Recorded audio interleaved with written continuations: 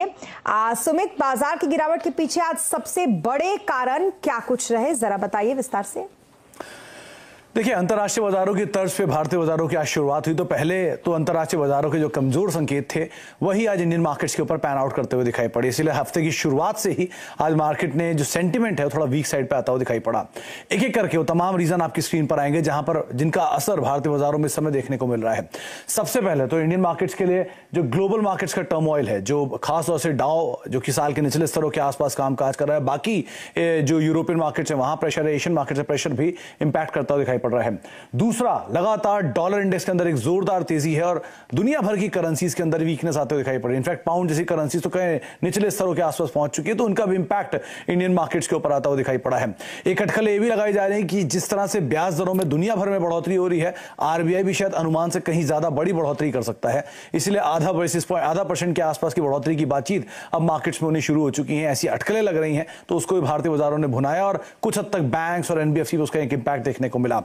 US Ukraine और जो Russia की लड़ाई है वो तो चली रही थी और साथ ही साथ अब चाइनीज मार्केट की तरफ से चाइना की इकोनॉमीज को लेकर भी कई सारी टेंशंस मार्केट में शुरू हो गई हैं, कई सारी बातचीत शुरू हो गई है, जिसका भी इंपैक्ट जो ग्लोबल जियोपॉलिटिकल इश्यूज है उसको भारतीय बाजारों ने भुनाना शुरू कर दिया। तो वो भी एक बड़ा वजह बनी और साथ साथ दुनिया भर में जो कमोडिटी मार्केट के प्राइसेस में गिरावट आई, हालांकि उसका मिला जुला असर भारतीय बाजारों में रहा, लेकिन जितने मेटल इंडेक्स या कमोडिटी बेस्ड इंडेक्स हैं या कंपनीज हैं उनके स्टॉक्स में एक बड़ा इंपैक्ट आता हुआ दिखाई पड़ा। तो उनके अंदर एक तेज बिकवाली रही। तो ऐसे मल्टीपल ट्रिगर्स जो कि इंटरनेशनल मार्केट से कामकाज कर रहे हैं, लेकिन आप रुपए को सबसे ऊपर तवज्जो देंगे जिसके आधार पर आज भारतीय बाजारों में इंपैक्ट आता हुआ दिखाई पड़ा। जी, इसके अलावा क्योंकि देखिए सुमित, गिरावट करीब 5 सत्रों से लगातार जारी है और कई कंपनियों के मार्केट कैप में सेंध भी इसकी वजह से लग गई है। सबसे ज्यादा नुकसान कहां दिख रहा है आपको?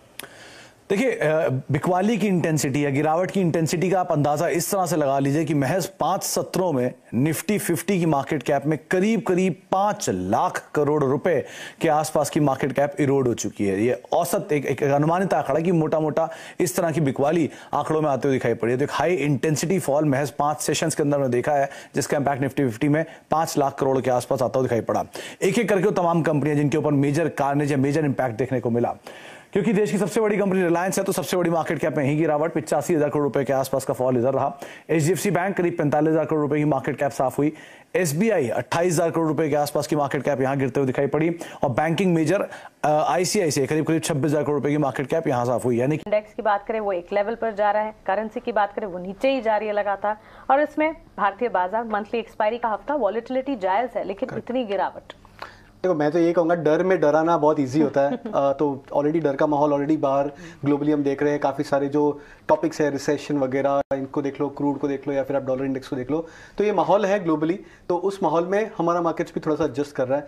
मैं तो ये कहूँगा, मेरे अनुमान से आई थिंक मार्केट्स थोड़ा सा जो रिस्क है वो एडजस्ट कर रहा है। सो जो 18,000 के आसपास जो बिल्कुल भी रिस्क नहीं था मार्केट में, मेरे हिसाब से आई थिंक वो एक रिस्क की एडजस्टमेंट हो रही है, रीप्राइसिंग हो रही है, उस हिसाब से इंडेक्स करेक्ट कर रहा है। और मेरा मानना है कि पॉसिबल है कि यहाँ से काफ़ी सारे सेक्टर्स में एक नया ट्रेंड बन के उभर आ सकता है। तो मेरे जो व्यू है वो एक्सट्रीम बेरिश नहीं है मार्केट्स में, बट मेरा ऐसा मानना है कि ये करेक्टिव फेज है मार्केट्स का।